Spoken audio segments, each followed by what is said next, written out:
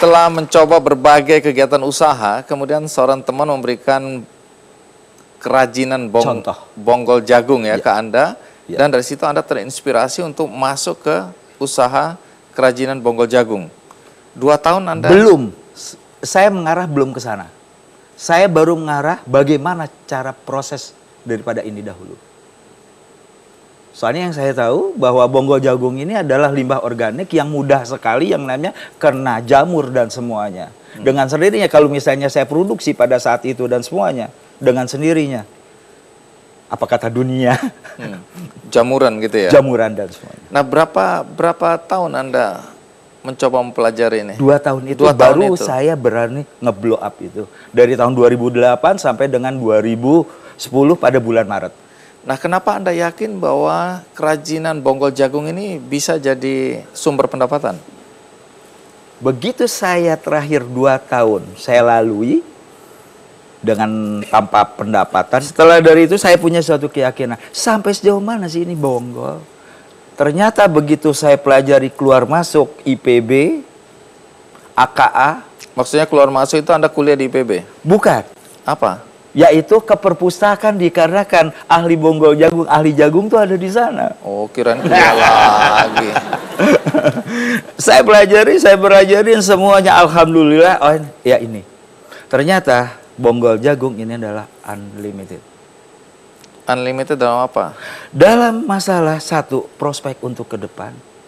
Oke, soal jamur tadi terselesaikan atau tidak? Terselesaikan, alhamdulillah. Anda menemukan formula untuk... Sudah, alhamdulillah. Anda yang menemukan atau orang lain yang ngajarin Anda? Saya mengadop. Mengadop dan saya mengkombinasikan kembali. Artinya kalau sekarang ini setelah Anda mampu untuk mengatasi jamurnya, berapa lama ini kuatnya?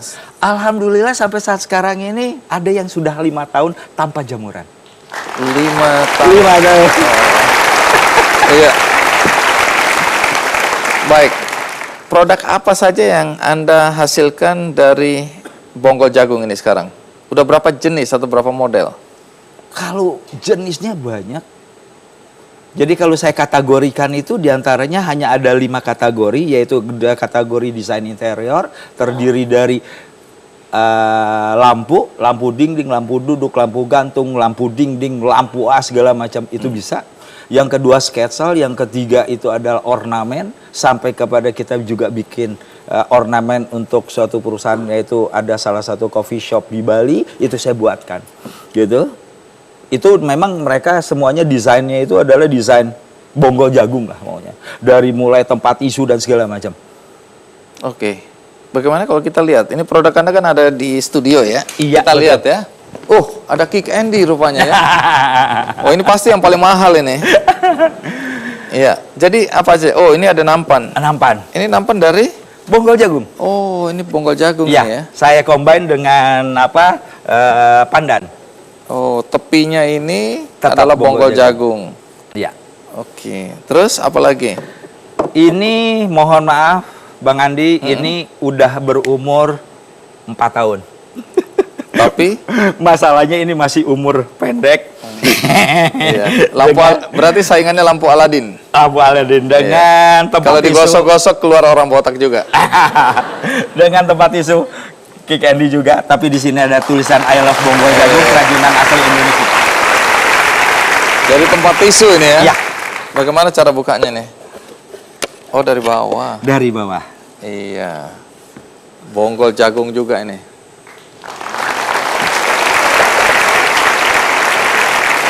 Dan macam-macam lagi ya? Iya. Nah, kalau karya-karya seperti ini biasanya rata-rata dijual harganya berapa? Range kalau untuk pada sampai saat sekarang minimal tuh saya 100.000 Pak, Bang Andi. 100.000 ya? Ya. Itu sudah termasuk lampunya, listriknya? Kalau itu nanti ditanggung oleh pembeli. Jadi apa atau produk yang mana yang paling laku? Saya tahu, pasti yang ini. Mana yang paling diminati oleh pembeli biasanya? Sebenarnya ini. Oh, itu. Ya. Karena apa? Menurut mereka apa? Dikarenakan ini kayak dia mengikatkan lampu semprong. Malah ada suatu contoh salah satu ibu menteri, dia tetap minta yang ini, tetap bagi saya nggak dikasih sama saya. Nggak dikasih? Tidak dikasih. Oh, kenapa? Walaupun dibayar ada, itu tidak. Ini kalau mau order boleh. Kenapa? Dikarenakan ini adalah master saya yang pertama kali saya buat dan tanpa jamuran sampai saat sekarang dengan ramuannya saya. Oh, sekaligus ini jadi indikator ya? Iya. Itu dia. Soalnya jadi kalau Anda buat, Anda akan lihat di sini. Kalau ini nggak jamuran, berarti produk Anda yang lain juga tidak jamuran ya? Nyamangka itu saya berani jamin kalau penonton yang ada di sini beli I Love You Bonggol Jagung kerajinan asli Indonesia, saya berani jamin 2 tahun kalau ada jamuran kembali ke saya kasih yang baru, uangnya saya kembalikan.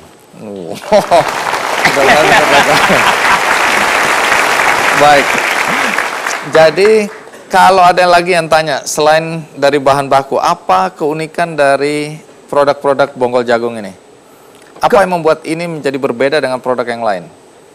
Keunikannya itu adalah satu, ini sampah belum bisa diapa-apain. Paling banter hanya ada 2 kategori, yaitu adalah kategori 1 adalah untuk pakan ternak, yaitu sapi khususnya. Yang kedua itu adalah untuk dibakar, tidak lebih. Dan alhamdulillah saya udah ke Solok, saya udah ke Engrekang, sampai saya kepada Kalimantan, Pasaman Barat, yang penghasil bonggol jagung yang terbaik, dan Engrekang Sulawesi Selatan juga saya sudah ke sana. Dan itu belum optimali.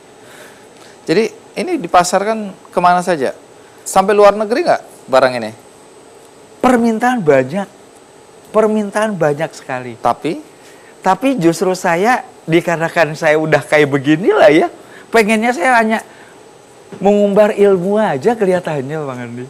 Oh, jadi sekarang Anda lebih banyak mengajari orang. Dikarenakan kekecewaan saya. Ya udahlah gimana caranya anak-anak muda nih dengan limbah organik yang ada di Indonesia kan unlimited. Ternyata saya selain ini pun juga banyak yang lain. Oke, kita kembali duduk lagi. Ayo. Saya mau tanya lebih jauh. Setelah Anda mampu mengatasi soal jamur, 5 tahun ini nggak jamuran, kemudian desainnya juga termasuk unik. Tadi Anda pasarkan di dalam negeri, tapi ada permintaan dari luar negeri. Saya dengar memang Anda sekarang ini lebih banyak keliling Indonesia untuk ngajarin orang membuat kerajinan dari bonggol jagung. Ya. Apakah ini tidak berarti Anda menciptakan kompetisi, saingan, dan ujung-ujungnya kan bisnis Anda terancam?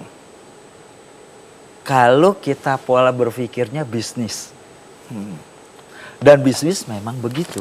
Tapi kalau pola berpikir saya tidak. Mohon maaf. Iya. Saya pola berpikir saya adalah yang nanti saya ajarkan itu adalah mitra saya. Dan dia adalah calon plasma plasma saya. Apabila saya dapat suatu contoh kayak yang lagi ini, saya mendapatkan order dari salah satu kafe atau hotel di Balikpapan. Buat apa saya ngambil dan saya produksi di tanah Jawa? Saya udah ngajar yang namanya di Tenggarong. Saya berikan aja. Kawan-kawan mau nggak order? Nih, tuh silahkan. Tapi dengan ketentuan dan semuanya ada di saya. Baik. Masih banyak ya penonton baik di studio maupun di rumah yang merasa bahwa bekerja itu ya di kantoran, jadi pegawai, ya. Nah, sementara Anda merasa bekerja itu bisa di mana saja, bahkan tidak harus menjadi karyawan. Ya. Bagi mereka yang khawatir, ragu-ragu untuk melangkah keluar dari perusahaan, untuk menjadi pemimpin diri sendiri, membuka bisnis wirausaha, apa nasihat Anda? Apapun juga hidup ini adalah suatu pilihan. Tapi bagaimana suatu pilihan itu yang diambil adalah bermanfaat untuk orang banyak, satu. Yang kedua, itu adalah kita punya keyakinan yang tulus. Apa yang harus kita kerjakan itu adalah bermanfaat untuk dirinya dia sendiri dan masyarakat dan untuk keluarganya. Terima kasih Kang Edi. Ya, dan di akhir perbincangan kita, saya dengar Anda ingin membagikan 14 produk Anda buat penonton yang ada di studio. Betul. Ya. Oke. Jadi bagi Anda yang di kuponnya ada tulisan B, maka Anda beruntung mendapatkan produk dari Kang Edi.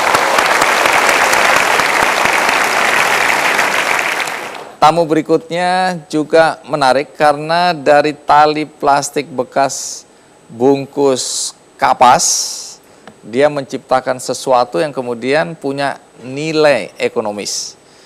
Menarik dan pasti Anda penasaran, tapi sekarang kita rehat, ikuti terus Kick Andy.